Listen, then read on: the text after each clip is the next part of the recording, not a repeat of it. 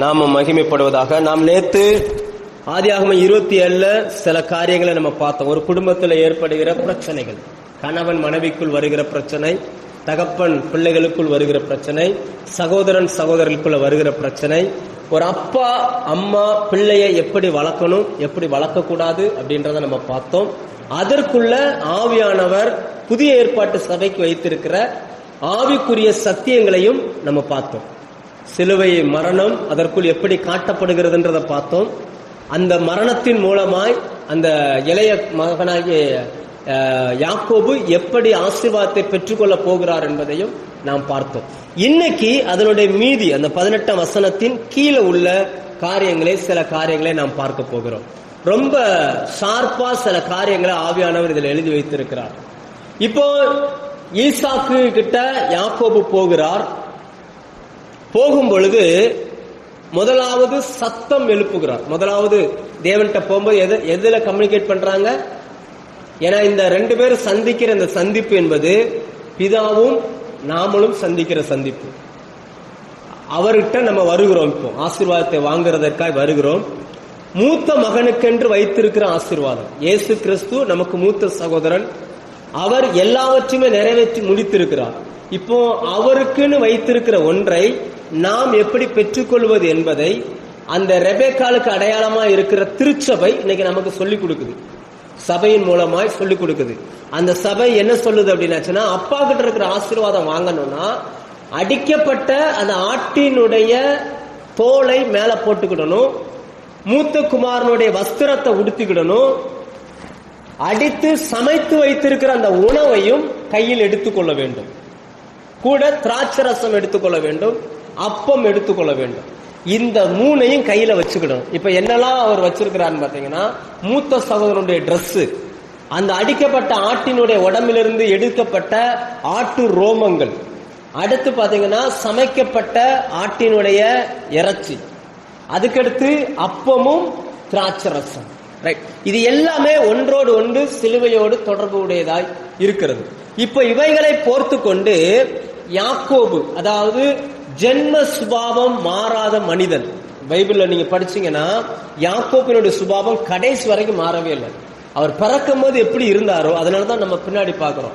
இப்போ இந்த மனுஷனுடைய சுபாவம் மாறல. ஆனா அப்பா கிட்ட பரலோக தேவன்கிட்ட ஒன்ன வாங்குறதுக்காக அவர் போறார். எப்படி போகணும்னு சொல்லி அந்த அம்மா சொல்லி கொடுக்குது. சபை இன்னைக்கு திருச்சபை விசுவாசிகளுக்கு ஒன்றை கற்றுக் கொடுக்கிறது. பரலோகத்தில் இருக்கிற தேவன்கிட்ட ஒன்ன வாங்கணும் அப்படின்னாச்சுன்னா உங்ககிட்ட மூத்த சகோதரனுடைய வஸ்திரம் இருக்க வேண்டும், இயேசுவின் நாமம் உங்களுக்கு இருக்கணும். நீங்க போகும் பொழுது மூத்த சகோதரனுடைய பேரை சொல்லிட்டு இவன் உள்ள போகிறான். போகும்போது எதை சொல்லிட்டு போறான்? போகும்போது மூத்த சகோதரனுடைய பேரை சொல்லிட்டு போறான். பரலோகத்திலிருந்து நீங்க எதையாவது ஒண்ணு வாங்கணும்னா இயேசுவின் நாமத்தை நீங்கள் உச்சரிக்கணும். இயேசுவின் நாமத்தை உச்சரித்தா மட்டும்தான் பரலோகம் அந்த ஜெபத்துக்கு பதில் கொடுக்கும். அதனாலதான் ஆண்டவர் சொன்னார், இதுவரைக்கும் என் நாமத்துல நீங்க எதையுமே கேட்கல, இனி கேளுங்க, என் நாமத்தினால என்ன கேட்டாலும் உங்களுக்கு கிடைக்கும் அப்படின்ட்டார். அப்ப ஜெபிக்கிறவங்க இன்னைக்கு நம்ம ஒரு காரியத்தை புரிஞ்சுக்கிடணும். இயேசுவின் நாமம் நமக்கு கொடுக்கப்பட்டிருக்கு, நாம் அதை பயன்படுத்த வேண்டும். இன்னைக்கு அந்த யாக்கோபு நல்லா புரிஞ்சுக்கோங்க. அண்ணனுடைய சட்டை அடிக்கப்பட்டு அந்த அடிக்கப்பட்ட ஆட்டிலிருந்து உரித்து எடுக்கப்பட்ட ஆட்டுத்தோல், அந்த ரோமம், அது எதை காட்டுகிறது என்றால் நம்முடைய நிர்வாணத்தை மூடுவதற்காக ஏதேன் தோட்டத்தில் ஒன்று அடிக்கப்பட்டது, ஒரு மிருகம் அடிக்கப்பட்டு அதனுடைய தோலை உரித்து ஆதாமுக்கு டிரஸ் பண்ணி விட்டார். இயேசு சிலுவையில் மரிக்கும் பொழுது அவருடைய வஸ்திரத்தை உரிந்தார்கள். அந்த வஸ்திரத்தை அவர்கள் தங்களுக்குள் பங்கிட்டு கொண்டார்கள். கிழிக்கல, தங்களுக்குள்ள என்ன பண்ணாங்களாம், ஷேர் பண்ணி கொண்டார்கள். அது யாருக்கு வரும்னு சொல்லி சீட்டு போட்டு எடுத்துக்கொண்டார்கள். இப்ப இயேசுவினுடைய அந்த ரட்சிப்பின் அந்த வஸ்திரம் இன்னைக்கு நமக்கு நம்ம கையையும் கழுத்தையும் அது மூடுகிறது. அடுத்து கையில சமைக்கப்பட்ட அப்பம் இருக்குது. இயேசு சொன்னார், நான் தான் அப்பம் அப்படின்னார். திராட்சை ரசம் இயேசுனுடைய ரத்தத்துக்கு, இப்படி இது எல்லாமே அவரோடு தொடர்புடையது. சரி, இப்ப ஃபர்ஸ்ட் போகிறார். 4 ஸ்டெப் இதுல நம்ம பாக்குறோம். அந்த ஒன்றை வாங்குறதுக்கு எப்படி போறார். முதல்ல ஃபர்ஸ்ட் ஸ்டெப் என்ன எழுதியிருக்காங்க அப்படின்னாச்சுன்னா, யாக்கோபு தன் தகப்பனை நோக்கி ஃபர்ஸ்ட் போன உடனே சொல்லுகிறார். என்ன சொல்றாருன்னா, நான் உமது மூத்த மகனாகிய ஏசா. முதல்ல என்ன சொல்றாரு? நான் உமது மூத்த மகனாகிய ஏசா. அப்ப நம்ம தேவன்கிட்ட போனோம் அப்படின்னாச்சுன்னா பயன்படுத்த வேண்டிய முதலாவது பெயர் என்னன்னா மூத்த குமாரனுடைய பெயர். நம்முடைய இயேசு கிறிஸ்துவை வேதம் சொல்லுகிறது அவர் அநேக சகோதரர்களுக்குள்ளே முதற் பெயரானவராய் இருக்கும்படி. இன்னைக்கு இயேசுவின் பெயரை சொல்லி ஜெபிக்கிற எல்லா ஜெபத்திற்கும் பரலோகம் பதில் கொடுக்கிறது. அல்லேலூயா. நல்லா புரிஞ்சுக்கோங்க. அதுக்குதான் அந்த பேரை நம்ம அடிக்கடி உபயோகப்படுத்தணும். இயேசுவின் பெயரில் அந்த பேரை நம்ம உச்சரிக்கணும். அப்படி சொல்லிட்டு போன உடனே அந்த வசனம் சொல்லுகிறது அந்த அப்பா முதலாவது எப்படி கம்யூனிகேட் பண்றாங்கன்னா அந்த பேரை சொல்றாங்க.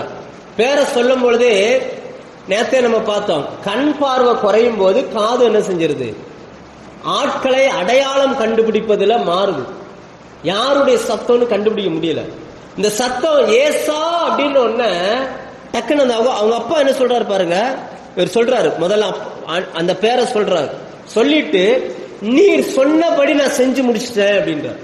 அப்ப அடுத்து என்ன சொல்றாருன்னா அவர் ஏதோ ஒரு கட்டளை கொடுத்திருக்கிறார். அந்த கட்டளை இவர் என்ன பண்றாரு சொல்லுகிறார். இப்ப தேவனோடு நீங்க பேசணும் அப்படின்னாச்சுன்னா ஃபர்ஸ்ட் இயேசுவின் பெயரை பயன்படுத்தணும். ரெண்டாவது அவருடைய வார்த்தை என்ன செய்யணும், நான் சொன்னபடி நீங்க சொன்னது போல நான் இதை செஞ்சிருக்கிறேன். அடுத்த வார்த்தை என்ன சொல்றாருன்னா என்னை ஆசீர்வதிக்கும்படி எழுந்து உட்கார்ந்து நான் வேட்டையாடி கொண்டு வந்ததை புசியும் அப்படின்னு சொன்னதுக்கு அப்புறம் ஈசாக்கு இப்பதான் பேசவே ஆரம்பிக்கிறார். இப்ப இந்த கம்யூனிகேஷன் எங்க நடந்திருக்கும் இப்படி வச்சுக்கிடும். அந்த சேர்ல ஈசாக்கு இருக்கிறான்னு வச்சுக்கோமே, இவர் எங்க நிக்கிறார், யாக்கோபு இங்க நிக்கிறார். உள்ள போறதுக்கு முன்னாடி என்ன சொல்றாருன்னா நான் உங்க மூத்த மகனாகிய ஏசா வந்திருக்கிறேன். ஏன்னா இப்போ ஈசாக்கு கண் பார்வை என்ன செய்ய மாட்டேங்குது, தெரிய மாட்டேங்குது. இப்ப எதுல கம்யூனிகேஷன் நடக்குதுன்னா பேச்சுல, வார்த்தையில என்ன செய்யுது, இது நடக்குது. இப்ப அவரு அப்பா எந்திரிச்சு உட்கார்ந்து ஒரு கேள்வி கேட்கிறாரு, நீ யாரு அப்படிதானே போட்டிருக்கு. மஸ்ட் அவர் நீ யாருன்னு கேட்டார் 18ஆம் வசனத்துல. இவர் அதுக்கு பதில் சொல்லிட்டாரு. அடுத்து 2வது 20ஆம் வசனத்துல அவர் கேட்கிறாரு, அவருக்கு இந்த பீட்ஸா எடுத்துட்டு அவர் கேட்கிறாரு, உனக்கு இது எவ்வளவு சீக்கிரமா எப்படி நடந்துச்சு அப்படின்னு கேட்கிறாரு. இவ்வளவு சீக்கிரமா உனக்கு இது எப்படி கிடைச்சிச்சு அப்படின்னு அவர் சொல்றாரு, தேவன் எனக்கு நேரிட பண்ணினார் அப்படின்னு சொன்ன உடனே 2வது அவங்களுடைய கம்யூனிகேஷன் என்னன்னா அவர் கேட்கிறாரு, நீதானான்னு சொல்லி என் பக்கத்துல வா அப்படின்னு. அப்ப ஜெபத்துல இன்னும் நெருங்கி என்ன செய்ய வேண்டியிருக்குது.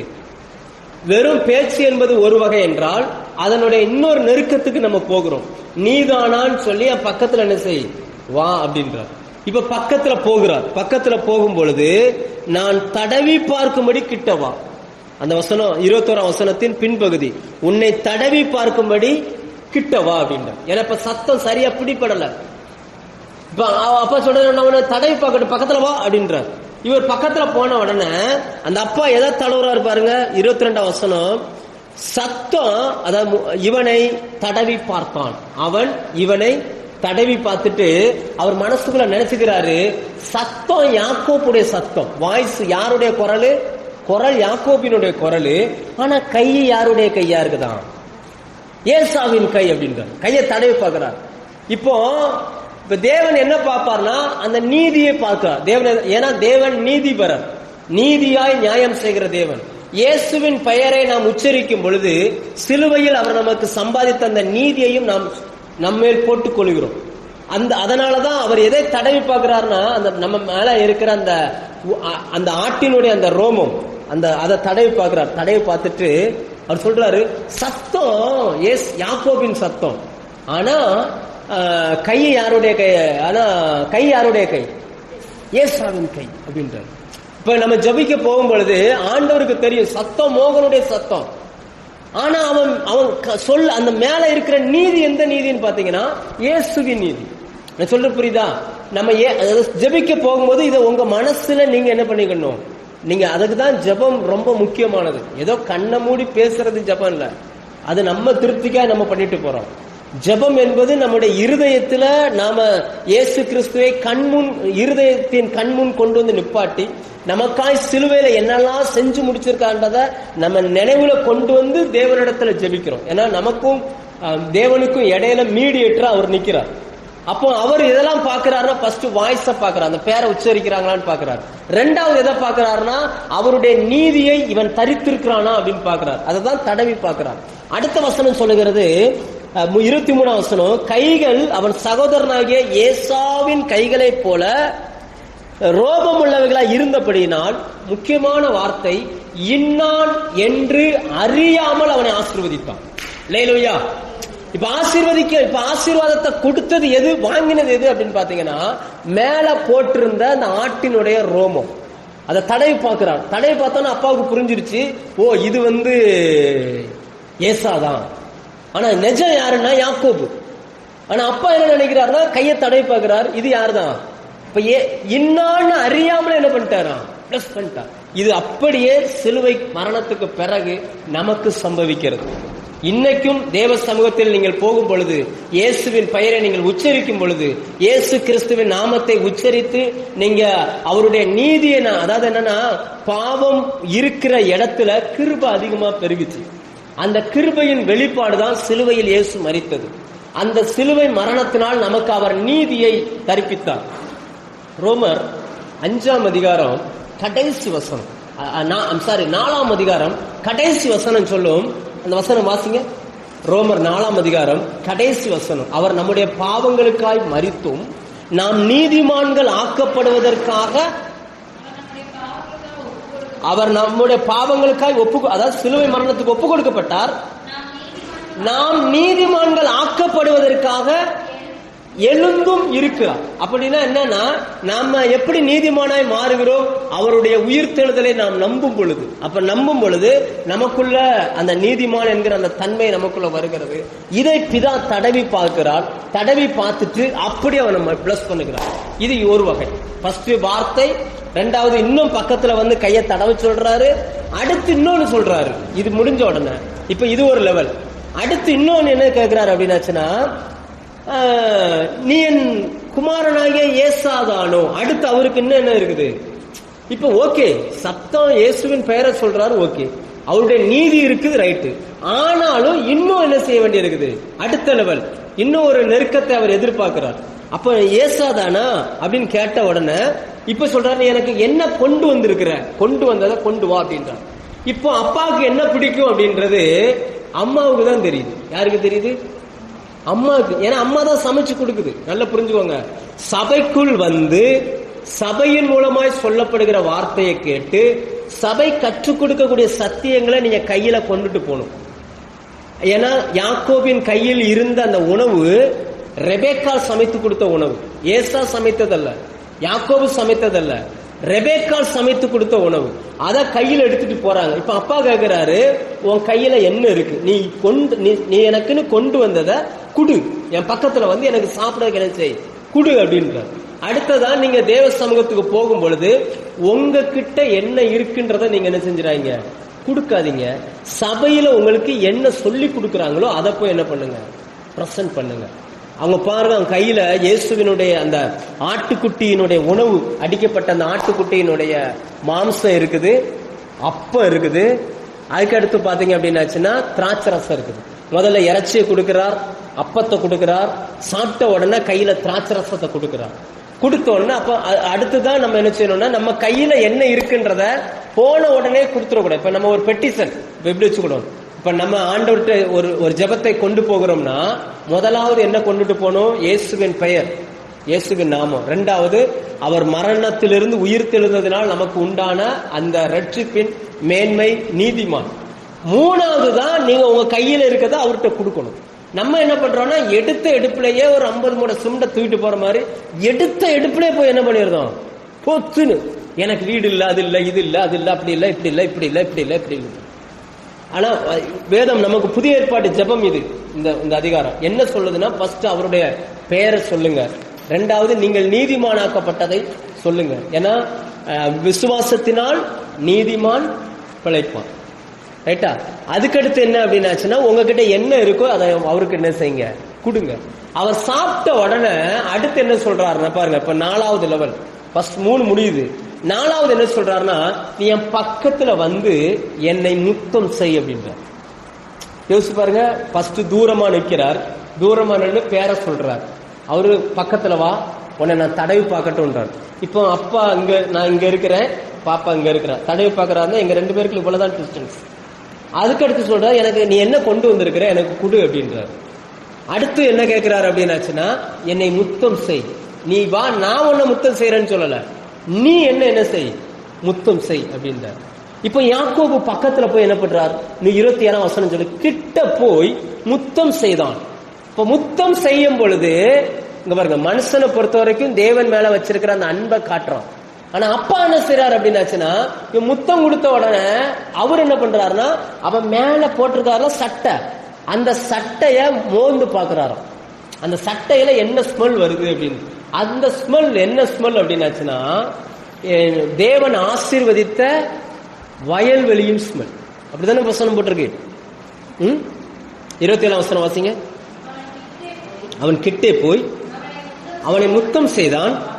அப்பொழுது வஸ்திரங்களின் வாசனையை மோந்து, இதோ என் குமாரனுடைய வாசனை கர்த்தர் ஆசீர்வதித்த வயல்வெளியின் வாசனை போல் இருக்கிறதுன்னு சொல்லிட்டு டக்குன்னு பிளஸ் பண்ண ஆரம்பிச்சிட்டார். அல்லேலூயா. முதல்ல கொடுத்த ஆசீர்வாதம் வேற, கையை தடவி ஆசீர்வாதம் கொடுத்தாரு பாத்தீங்களா, அது என்னன்னு இதுல எழுதப்படவே இல்லை. ஆனா ரெண்டாவது முத்தம் கொடுத்த உடனே ஒரு ஆசீர்வாதம் கொடுக்கிறார் பாருங்க, அது வேதத்துல பதிவு பண்ணி வச்சிருக்கிறார். இப்ப என்னன்னா, தேவன் நம்முடைய வஸ்திரங்களை ஸ்மெல் பண்ணுகிறார். அப்படின்னா என்னன்னா, இந்த வஸ்திரம் யாருடைய வஸ்திரம்? யாக்கோபு போட்டிருந்தது யாருடைய வஸ்திரம்? ஏசாவினுடைய நல்ல வஸ்திரங்கள். அதுல பாக்குறோம். மூத்த எத்தனை வசனம்? 14 வசனம், 15 வசனம். பின்பு வீட்டிலே தன்னிடத்தில் இருந்த தன் மூத்த மகனாகிய ஏசாவின் நல்ல வஸ்திரங்களை எடுத்து யாக்கோபுக்கு உடுத்தி விட்டாள். அப்ப மேல போட்டிருக்க டிரெஸ் கூட மூத்த மகனுடைய டிரெஸ் தான். அதான் வந்து என்ன செய்யறாரு, இவன் நிஜமாகவே ரட்சிக்கப்பட்டிருக்கானா? ஏன்னா அந்த வஸ்திரம் எதை காட்டுகிறது? ரட்சிப்பின் வஸ்திரம். அப்ப நம்ம மேல இயேசுவினுடைய அந்த வாசனை வரணும். பவுல் இத பின்னாடி எழுதுவாரு, கொரிந்தியருக்கு எழுதுவாரு, எங்களை கொண்டு அவரை அறிகிற அறிவின் வாசனை. தேவனுக்கு பயப்படுகிற அந்த பயம் ஒரு வாசனையா. ஏசாயா 11 அதிகாரம் 4 வசனம் நினைக்கிறேன், அதுல வரும், கர்த்தருக்கு பயப்படுதல் அவருக்கு சுகந்த வாசனையா இருக்கும். தேவன் விரும்புகிற அந்த வாசனை என்னன்னா, தேவனுக்கு இவன் பயப்படுகிறவன், கர்த்தரை அறிகிற அந்த அறிவு ஒரு வாசனை. நம்ம மேல இயேசுவினுடைய அந்த வாசனை வந்து வீசணும். அதை வந்து பரலோக பிதா அப்படி மோந்து பார்த்துட்டு அவனை பிளஸ் பண்ண ஆரம்பிச்சு.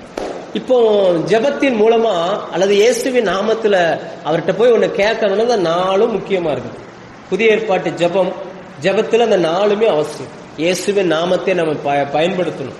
ஒரு முறை கூட போய் நான் வந்து எங்கேயுமே நான் யாக்கோபுன்னு அவர் சொல்லவே இல்லை, நான் ஏசா அப்படின்றார். அடுத்து சொல்றாரு, என் கை மேல தடவி பார்க்கணும்னா கையை தான் நீட்டுறாரு, கையை நீட்டுறாரு. என் கையை பாருங்க, என் மேல அந்த அவர் எப்படி ஏசாவுக்கு ரோமம் இருந்தது போல ரோமம் இல்லாத யாக்கோபின் கரத்தில் எப்படி ரோமம் வந்துச்சு? இந்த ரோமத்தை கொடுப்பதற்காக ஒரு ஆடு அடிக்கப்பட்டு அந்த ஆட்டினுடைய தோல் உரிக்கப்பட்டது. அதே போல இயேசுவினுடைய அந்த நீதிமானாகும் தன்மை நம்ம மேல என்ன செஞ்சிருக்குது? இருக்குது. அடுத்ததா என்னன்னா, நம்ம கொண்டு வந்ததை அவர் சாப்பிடுகிறார், அவர் ஏற்றுக்கொள்கிறார். நம்ம கையில கொண்டு போனத, இந்த கையில கொண்டு போன அந்த உணவு யாரு கொடுத்ததுன்னா, சபை என்ன செய்யுது? உங்களுக்கு கொடுக்கிற சத்தியங்கள், சபையின் மூலமா ஆண்டவர் கொடுக்கிற அந்த சத்தியங்கள். அடுத்தது என்ன சொல்றேன், நான் பக்கத்துல வந்து என்னை முத்தம் செய் அப்படின்ற நம்முடைய அன்பை அதற்கு அப்புறம் தான் அவர் வந்து என்ன செய்யறாரு? அக்செப்ட் பண்ணுகிறார். எப்பவுமே நல்ல கவனிங்க, வெளிப்படுத்தல் 3:20 கூட இந்த வசனம் வரும். இதோ வாசல் படியில் நின்று கதவை தட்டுகிறேன், ஒருவன் சத்தத்தை கேட்டு கதவை திறந்தால் நான் அவனுக்குள் பிரவேசித்து அவனோடு கூட போஜனம் பண்ணுவேன். அதுக்கப்புறம் தான் பிளஸிங். அப்ப என்னன்னா, அவரோடு கூட உட்கார்ந்து இருந்து நாம் சாப்பிடுகிற அந்த உணவு ரொம்ப முக்கியமானது. அப்ப ஜெபத்துல இதெல்லாம் ரொம்ப அவசியம். பாருங்க, இந்த 4 படிநிலையும் நமக்கு அவசியமா இருக்கு. அதுக்கப்புறம் நம்முடைய அன்பை அவருக்கு தெரியப்படுத்துகிறோம். அந்த அன்பின் மூலமாய் நம்ம என்ன சொல்றோம்னா, அவரை அறிகிற அந்த அறிவின் வாசனையை அவருக்கு வெளிப்படுத்துகிறோம். அல்லேலூயா. மனுஷனுக்கு வந்து வேற மாதிரியான வாசனையா மாறுது. தேவனை பொறுத்த வரைக்கும் கர்த்தருக்கு பயப்படுகிற அந்த வாசனை நம்ம மேல இருந்து வீசுகிறது. இது சம்பவம் நடந்துச்சு. அப்ப என்னெல்லாம் பிளஸிங் கொடுக்கிறாருன்னு பாத்தீங்க. இதெல்லாம் இத நோட் பண்ணி வச்சுக்கோங்க. இதுக்கு பின்னாடி நம்ம வரிசையா படிப்போம்ல. தேவன் ஒரு இடத்துல யாக்கோபிட்ட கேட்பாரு, உன் பேர் என்னன்னு. அப்ப நமக்கு இது வந்து தேவைப்படும். அப்போ வந்து ஏன் யாக்கோபு 20 வருஷம் கஷ்டப்பட்டாருன்றதும் இந்த பிளஸ்ஸிங்ல தான் நம்ம கண்டுபிடிக்க முடியும். இதை நீங்க நோட் பண்ணி வச்சுக்கோங்க. எதுக்காக அப்படின்னாச்சுன்னா, இப்ப இவரை பிளஸ் பண்ணும்போது ஏசாதான் நினைச்சு யாக்கோபை பிளஸ் பண்றாருல, பயன்படுத்துற வார்த்தையும் ஏசாவை பின்னாடி சொல்லுவார், அப்ப பயன்படுத்துற வார்த்தைக்கும் நிறைய வித்தியாசமா இருக்கு. சரி, இப்ப நம்ம என்ன பாக்குறோம் அப்படின்னா, அவரு சொல்றாரு, உடனே என்ன சொல்றாருன்னா, தேவன் உனக்கு வானத்து பனி பூமியின் கொழுமை. நல்ல கவனிங்க, ஆவிக்குரிய ஆசீர்வாதத்தை முன்னாடி வைக்கிறார், உலக ஆசீர்வாதத்தை பின்னாடி வைக்கிறார். இது வித்தியாசத்தை சொல்றேன். இப்போ இவர் சந்தோஷப்பட்டு பிளஸ் பண்றார். சந்தோஷப்பட்டு பிளஸ் பண்ணும்போது முதல்ல வானத்துக்குரிய ஆசீர்வாதம், அடுத்து என்ன சொல்றார், பூமிக்குரிய ஆசீர்வாதம். இதே நேரம் ஏசா திரும்ப வருகிறார். ஏசா திரும்ப என்ன பண்றாரு, அழுகிறாரு. அழுது கேட்கிறாரு, இந்த ஒரு ஆசீர்வாதம் தான் இருந்துச்சா, என்னையும் ஆசீர்வதிங்கன்னு. இப்ப அவர்கிட்ட பேசுற வார்த்தை என்ன சொல்றாரு பாருங்க. அவர்கிட்ட என்ன சொல்றாருன்னா, 29 வசனம் வாசிங்க. ஈசாக்கு அவனுக்கு பிரதியுத்தரமாக, இப்போ அங்க ஆசீர்வதிக்கும் போது முதல்ல பூமியை சொல்லல, முதல்ல எதைத்தான் சொல்றாரு, வானத்து பனி, அடுத்து பூமியின் கொழுமை. அப்ப ஃபர்ஸ்ட் வானத்தை சொல்றாரு, ரெண்டாவது பூமியை சொல்றாரு. ஆனா இங்க ஏசாவுக்கு சொல்லும் பொழுது என்ன சொல்றாருன்னா, ஃபர்ஸ்ட் பூமியை சொல்றாரு, அடுத்து என்ன சொல்றாரு, வானத்தை. இந்த வித்தியாசம் புரியுதா உங்களுக்கு? வித்தியாசம் புரியுதா? அங்க சொல்லும் போது என்ன சொல்றாரு, எத்தனை வசனம், 28ஆம் வசனத்துல வானத்து பனியும் பூமியின் கொழுமையும். முன்னாடி ஆவிக்குரிய சத்தியம், அதுக்கு பிறகு பூமிக்குரிய ஆசீர்வாதம். ஆனா இங்க வரும்போது என்ன சொல்றாருன்னா, ஃபர்ஸ்ட் ஆவிக்குரியதை பேசல, ஃபர்ஸ்ட் எதைத்தான் சொல்றாரு, அதுல என்ன சொல்றாருன்னா, உன் வாசஸ்தலம் பூமியின் சாரத்தோடும், ரெண்டாவது சொல்றாரு வானத்திலிருந்து இறங்கும் பனியோடும் இருக்கும் அப்படின்னு சொல்லிட்டார். ரைட்டா? இப்ப கவனிங்க, பிடிச்சுக்கிறோம்.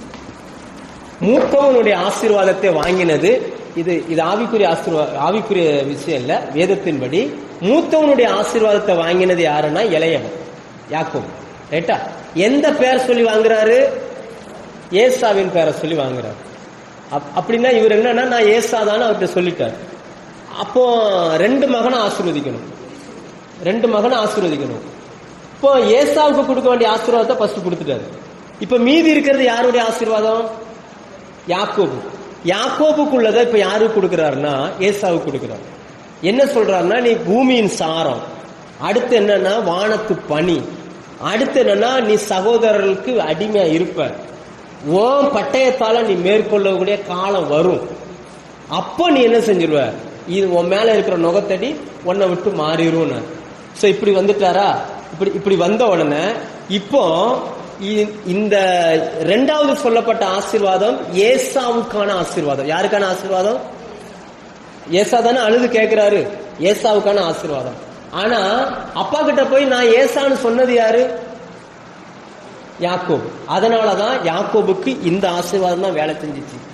முதல்ல சொன்ன ஆசீர்வாதம் என்ன செய்யல, வேலை செய்யல. நான் சொல்ல புரியுதா உங்களுக்கு? அதாவது என்னன்னா, அப்பா அங்க 2 இடத்துல ஆசீர்வதிக்கிறார். முதல்ல ஆசீர்வதிக்கும் போது என்ன சொல்றாருன்னா, வானத்து பனி அப்படின்றார். ஃபர்ஸ்ட் அதாவது ஆவிக்குரிய ஆசீர்வாதம், அடுத்து பூமிக்குரிய ஆசீர்வாதம், இப்படி சொல்றாரு. 2வது ஏசாவை ஆசீர்வதிக்கும் போது என்ன சொல்றாருன்னா, உனக்கு முதல்ல என்னன்னா பூமியின் சாரத்தோடு நினைப்பெல்லாம் பூமியில இருக்கும், வானத்திலிருந்து பெய்கிற பனியிலையும் நீ இருப்ப, ஆனா நினைப்பெல்லாம் இதுல தான் இருக்கும், பூமியில இருக்கும். அடுத்து சொல்றாரு, பட்டயத்தால நீ பிழைப்ப, உன் பலத்துலதான் நீ வாழணும், நீ ஜெயிக்கக்கூடிய காலம் ஒண்ணு வரும், அப்போ உன் சகோதரன் என்ன செஞ்சிருவ, ஜெயிச்சிருவ அப்படின்னு சொல்லி ஏசாவை ஆசீர்வதிக்கிறார். அப்படி சொல்லி யார் ஆசீர்வதிக்கிறாரு? இப்ப இந்த ஆசீர்வாதம் ஏசாவுக்கு தான். பூமியில அவன் கஷ்டப்படணும், பனியிலையும் மழையிலையும் கிடந்து அவன் நினையணும், அவன் மேல ஒரு முகத்தடி இருக்கும், ஒரு அடிமையா அவன் இருக்கணும், அவன் பலத்துல அவன் வாழணும். ஆனா ஒரு காலம் வரும், அவன் ஜெயிக்கிறதுக்கு ஒரு காலம் வரும்னு சொல்லிட்டாரு. இப்ப இது யாருக்குடைய ஆசீர்வாதம்னா, ஏசாவுக்கான ஆசீர்வாதம். ஆனா அப்பா கிட்ட போய் ஏசான்னு சொன்னது யாரு அப்படின்னு பாத்தீங்கன்னா, யாக்கோபு.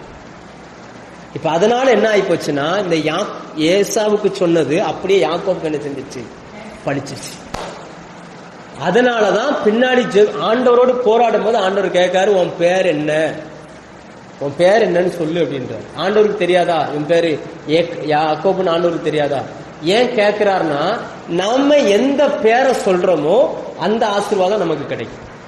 சொல்ல எந்த பேரை சொல்றோமோ அது நமக்கு என்ன செஞ்சிடும், கிடைக்கும். இப்ப இங்க என்னன்னு பாத்தீங்கன்னா 2 ஆசீர்வாதம் இருக்குது. நமக்கு ஆவிக்குரிய சத்தியத்தை புரிய வைக்கிறதுக்கு தான் ஆண்டவர் இது எழுதி வச்சிருக்கிறார். அப்பா மூத்த மகனுடைய ஆசீர்வாதம் நமக்கு வேணும்னா இதெல்லாம் செய்யணும்ட்டாரு. ஆனா அதே நேரத்துல யாக்கோபினுடைய வாழ்க்கையில நடந்த ஒரு சில சம்பவங்கள் இப்ப நம்ம நினைக்கிறோம் இல்லையா, ஆசீர்வதிக்கப்பட்டது யாரு, யாக்கோப், அப்படிதானே? ஆண்டவர் சொல்றாரு, இளையவன் மூத்தவன் இளையவன் என்ன செய்வான், சேவிப்பான். அவன் வந்து எஜமான், இளையவன் வேலைக்கார, மூத்தவன் வேலைக்காரன், இளையவன் ஓனர், இப்படி சொல்லிட்டாரு. ஆனா நிலவரம் எப்படி இருக்குது அப்படின்னு பாத்தீங்கன்னா, இப்ப சூழ்நிலை எப்படி இருக்குன்னு பாத்தீங்கன்னா, ஓனரா இருக்க வேண்டியவன் கஷ்டப்படுறான். லாபான்ட்ட போய் 20 வருஷம் என்ன செய்யறான், அடிமையா இருக்கிறான், கஷ்டப்படுறான். அவனுடைய சம்பளத்தை மாத்துறாங்க, ஒண்ணுமே இருக்க மாட்டாங்க, வெறும் சோறு மட்டும்தான் அவனுக்கு கிடைக்குது. 20 வருஷம் திரும்பி பார்த்தா சாப்பிட்டு இருக்கிறான், பிள்ளை பெற்றிருக்கிறான், வேற ஒண்ணுமே கிடையாது. ஏன் இந்த நெருக்கம் அப்படின்னு பாத்தீங்கன்னா, என் பேர் யாக்கோபுன்னு சொல்றதுக்கு பதிலா என்ன போய் சொல்றான், ஏசான்னு சொல்றான். அதனால அந்த ஏசாவுக்கு 2ஆவதா கொடுத்த ஆசீர்வாதத்தை ஃபர்ஸ்ட் இங்க என்ன பண்ணிட்டாரு, அது அப்படியே டிரான்ஸ்பர் ஆகுது. அப்ப இதன் மூலமா நம்ம தெரிஞ்சுக்கிட வேண்டிய சத்தியம் என்னவென்றால், நாம் ஆவிக்குரியவர்களா இருக்க ஒரு நாளும் அந்த உலகத்துக்குரியவன்ற வார்த்தையை உச்சரிக்கவே கூடாது. ஏசா உலகத்துக்குரிய மனுஷனின் அடையாளம், யாக்கோபு ஆவிக்குரிய மனுஷனுடைய அடையாளமாய் 2 பிள்ளைகளை கர்த்தர் கொடுத்திருக்கிறார். ஆனா இந்த 2 பேர்ல இந்த குழப்பங்கள், இது வந்து ஒரு விதமான குழப்பம். இதுக்கு இன்னும் என்ன சொல்றாங்க அப்படின்னாச்சுன்னா, எப்படி சொல்லுவாங்க அப்படின்னு பாத்தீங்கன்னா, ஒரு கருவுல 2 குழந்தை உருவாகுதுன்னா 2 டைப்ல உருவாகும். ஒன்னு ஒரே உயிரணு 2ஆ பிரிஞ்சு குழந்தை உண்டாகும். அப்படி உருவானா அந்த பிள்ளைங்க ஒரே மாதிரி இருப்பாங்க, ஒரு ஆளை பார்த்தா இன்னொரு ஆளை பார்க்க வேண்டாம், அப்படி இருப்பாங்க. சுபாவங்களும் ஒரே மாதிரி சுபாவமா இருக்கும். அவங்க எப்பவுமே எல்லாமே கரெக்டா இருப்பாங்க. இது ஒரு வகை. இன்னொரு வகை ரெட்டை குழந்தை உருவாகும். அது எப்படின்னு பாத்தீங்கன்னா, முதல்ல ஒரு உயிரணு ஒரு குழந்தைய உருவான பிறகு இன்னொரு உயிரணும் போய் என்ன செய்யும், இன்னொரு குழந்தைய உருவாகும். அப்படி உருவாச்சுன்னா நீங்க நிறைய பார்த்திருப்பீங்க, ஒரு ஆண் பிறந்துச்சு ஒரு பெண் பிறந்துச்சு, அப்படி பாக்குறோம்ல. அப்படின்னா என்னன்னா 2 உயிரணு ஒரே கருமுட்டையில 2 குழந்தைய உருவாகுது. ஆனா அதே நேரத்துல 2ம் ஆண் பிள்ளையாவே பிறக்குது அப்படின்னாச்சுன்னா, ஒரே உயிரணு ஒரே கருமுட்டையில 2 குழந்தைய என்ன செய்யுது, உருவாகுது. இவங்க 2 பேரும் எப்படி பிறந்தாங்கன்னா, பைபிள் எப்படி காட்டுதுன்னா, ஒருத்தனுக்கு ஃபுல்லா முடியும், ஒருத்தனுக்கு முடியே இல்ல. அப்படின்னா என்ன அர்த்தம், முதல்ல ஒரு குழந்தை உருவாயிருக்கு, அடுத்து இன்னொரு குழந்தை என்ன செஞ்சிருக்குது, உருவாகு. நான் சொல்ல முதல்ல ஒரு குழந்தை என்ன செஞ்சிருக்குது, உருவாயிருக்கு. 2வது ஒரு குழந்தை உருவாயிருக்கு. முதல்ல உருவான குழந்தை உள்ள இருக்குது, 2வது உருவான குழந்தை ஃபர்ஸ்ட்ல இருக்குது. அப்ப பிறக்கும் போது யார் ஃபர்ஸ்ட் பிறப்பா அப்படின்னு பாத்தீங்கன்னா, 2வது உருவான குழந்தை தான் என்ன செய்யும், பிறக்கும். முதல்ல உருவான குழந்தை 2வது பிறக்கும். உலக பிரகாரமா பார்த்தா யாக்கோபு 2வது உள்ள ஆளு. ஆனா தேவ திட்டத்தின்படி பார்த்தா யாக்கோபு எப்படிப்பட்ட ஆளு, முன்னாடி உள்ள ஆள். அதனாலதான் ஆண்டவர் என்ன பண்ணார்னா, ஆபிரகாம் ஈசாக்கு ஏசான்னு வர்றதுக்கு பதிலா ஏசாவுக்கு என்னெல்லாம் வரணுமோ எல்லாத்தையும் தட்டி விட்டுட்டு அதை யாருக்கு போக வச்சாரு, யாக்கோபுக்கு போக வச்சார். ரைட்டா? அதனாலதான் நம்ம இதை நினைச்சிடக்கூடாது, யாக்கோபு திருடி ஏமாத்தி கூலை காமிச்சு வாங்கிட்டார் அப்படின்னு. இது தேவனுடைய திட்டம். ஏன்னா மூத்தவன் என்ன செய்யணும், ஏன்னா வேத பிரமாணத்தின்படியே சேஷ்ட புத்திரப்பாக மூத்த பிள்ளைக்கு தான் போகணும். இல்ல அதெல்லாம் இதுக்கான ஒரு என்ன சொல்றது, பூமிக்குரிய சில காரியங்கள் இருக்குது. அதை வந்து பூமிக்குரியதோடு மட்டும்தான் நம்ம பார்க்க முடியும். அப்போ அவன் புலம்புறான், ஏசா புலம்புறான், ஐயோ என்னை ஏமாத்தி விட்டான். என்ன இவைகளெல்லாம் தேவனுடைய செயல்பாடுகள். சில நேரங்கள்ல நம்ம நினைக்கிறோம், சில பிள்ளைங்களை கர்த்தர் இந்த மாதிரி செயல் நிறைய வரும், வேதத்துல நிறைய நம்ம பார்க்கலாம். இருந்தாலும் உங்க நாலேஜுக்காக இந்த விஷயத்த சில காரியங்களை நீங்க மைண்ட்ல வச்சுக்கோங்க. ரைட்டா? ஏன்னா பின்னாடி படிக்கும்போது நமக்கு சில நேரங்கள்ல இதெல்லாம் படிக்கும்போது நம்ம யோசிப்போம், இளையவன் தானே ஆசீர்வதிக்கப்படணும்னு ஆண்டவரே சொன்னாரு, ஆனா இளையவன் கஷ்டம்லாம் பட்டுக்கிட்டு இருக்கான் அப்படின்னாச்சுன்னா என்ன காரணம் அப்படின்னா, இவர் பேசின அந்த வார்த்தை, நான் தான் ஏசான்னு அப்பாவை என்ன பண்ணிட்டாரு. ஆனா இது நமக்கு வரும்போது எப்படி வரும்னா அப்படியே மாறி வரும். புதிய ஏற்பாட்டுக்கு வரும்போது எப்படி வரும்னா, நம்ம அப்படிதான் போய் என்ன செய்யணும், ஆண்டவர்கிட்ட கேட்கணும். ரைட்டா? ஏன்னா ஏசாவை வெறுத்தேன் யாக்கோபை, அப்படிதானே வசனம் சொல்லுது, ஏசாவை வெறுத்த யாக்கோபை சிநேகித்தன், அது தேவன். ஆனா ஈசாக்கை பொறுத்த வரைக்கும் அவருடைய விருப்பம் என்னவா இருக்கு அப்படின்னா ஏசாவை தான் என்ன செய்யறாரு, நேசிக்கிறாரு. யாக்கோபை அவர் வெறுக்கிறாரு. சோ இது எல்லாத்தையும் மாத்துறதுக்கு தான் தேவன் சில காரியங்கள் என்ன பண்றாரு. நம்ம நல்லா புரிஞ்சுக்கோங்க, ஜெபிக்கிற சகோதர சகோதரிகிட்டையும் இந்த பழக்கங்கள்லாம் இருக்குது பாருங்க. இந்த மாதிரி அதாவது ஒரு பிள்ளைய அதிகமா நேசிக்கிறது, ஒரு பிள்ளைய கண்டுக்கிடாம விட்டுறது, இந்த மாதிரி பழக்கம் ஜெபிக்கிறவங்ககிட்டையும் இருக்குது. அது எவ்வளவு தூரம் கொண்டு வரும்ன்றதுக்கு தான் இந்த வேத பகுதி ஆண்டவர் எழுதி வச்சிருக்காரு. அதாவது என்னன்னா, ஒரு வசனம் அல்லது ஒரு வேத பகுதி என்பது வைரத்தை போல ஒவ்வொரு பக்கம் பார்க்கும்போதும் ஒவ்வொரு நிறங்களை அதை காமிச்சுக்கிட்டே இருக்கும். ஆனா எல்லாமே உள்ளுக்குள்ளதான் என்ன செய்யுது இருக்குது. ஒவ்வொரு முறை படிக்கும் போதும் அது நமக்கு நிறைய காரியங்களை நம்ம கொடுத்துக்கிட்டே இருக்கும். ரைட்டா? ஏன்னா சில நேரங்கள்ல நமக்கு சில காரியங்கள் புரியாது பார்த்தீங்களா. அப்போ அடுத்து அவன் போய் சொல்றான், அவன் மனசுல நினைக்கிறான், எங்க அப்பாவுக்கு துக்கம் கொண்டாடுற நாள் வரும். இவன் பையன் நினைக்கிறான் அப்பா சாகணும்ட்டு, எங்க அப்பா சீக்கிரம் செத்து போயிடுவாரு, அப்போ யாக்கோபு என்ன செஞ்சிடலாம், போட்டு தள்ளிடலாம் அப்படின்னு அவர் மனசுல நினைக்கிறார். ஏன் இப்படி நினைக்கிறாரு, எதுக்கோ நினைக்கிறார். இப்ப அதனால என்ன ஆச்சுன்னா, இப்ப யாக்கோபு இப்ப அங்க போகணும், எகிப்துக்கு போகணும். அதற்கு போக வேண்டியதுக்கான வழிவாசலை கர்த்தர் திறந்து கொடுக்க ஆரம்பிக்கிறார். சோ இதுல இருந்து நம்ம சில காரியங்களை நம்ம என்ன படிச்சாலும் நமக்கு இன்னைக்கு பிரசன்ட்டுக்கு என்ன நிலவரம்ன்றத நீங்க நல்லா புரிஞ்சுக்கோங்க. சிலுவையில் சம்பாதிக்கப்பட்ட அந்த இரக்கத்தை நாம் பெறுவதற்கு இந்த 4 வழிமுறைகளும் ரொம்ப முக்கியமானது. இந்த யாக்கோபினுடைய வாழ்க்கையிலிருந்து நம்ம நிறைய இயேசு பத்தி தான் நிறைய படிச்சுட்டே வருவோம்.